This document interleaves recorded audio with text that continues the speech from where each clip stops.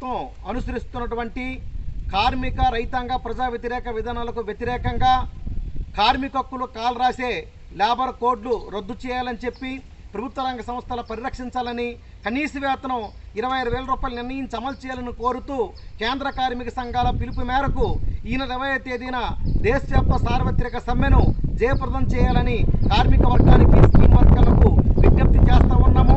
కేంద్రంలోని బీజేపీ ప్రభుత్వం దశాబ్దాల పాటు కార్మిక వర్గం పోరాడి సాధించుకున్నటువంటి కార్మిక చట్టాలను 44 కార్మిక చట్టాలను లేబర్ కోడ్లుగా మార్చివేస్తూ ఉన్నారు. విశాఖపట్నం స్టీల్ ప్లాంట్ కావచ్చు, రైల్వేలు, ఇన్సూరెన్స్, కీలకమైనటువంటి రక్షణ రంగంతో సహా యావత్తును కూడా ఈరోజు ప్రైవేటీకరణ వేగవంతం చేస్తూ కార్పొరేట్లకు అప్పగించాలని చెప్పి ఈరోజు ప్రయత్నాలు ప్రైవేటీకరణ వేగవంతం చేయడం జరిగింది.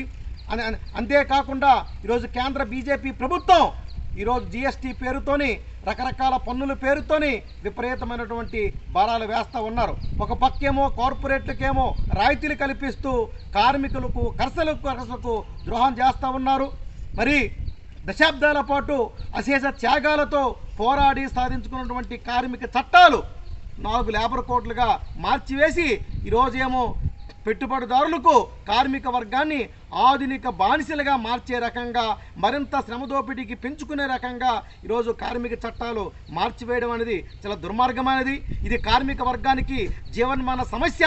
అందుకని చెప్పి కార్మిక వర్గ ఐక్యత చాటి చెప్పడానికి కేంద్ర బీజేపీ చేస్తున్నటువంటి ఈ దుర్మార్గ విధానాలు తిప్పికొట్టడానికి మే 20న జరిగే దేశ సమ్మెను జయప్రదం చేయాలని కోరుతా ఉన్నాము.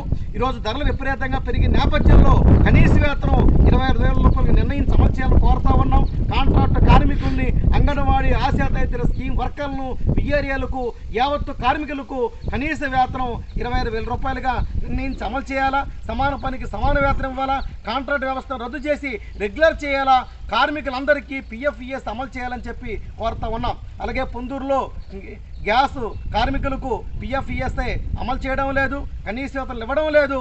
వాళ్ళ సమస్యల పరిష్కారం చేయాలని కోరుతా ఉన్నాం. ఈ సమ్మెలో యావత్ కార్మిక వర్గం పాల్గొని జయప్రదం చేయాలని కోరుతా ఉన్నాం. నా పేరు సే చమ్మన్ నాయుడు.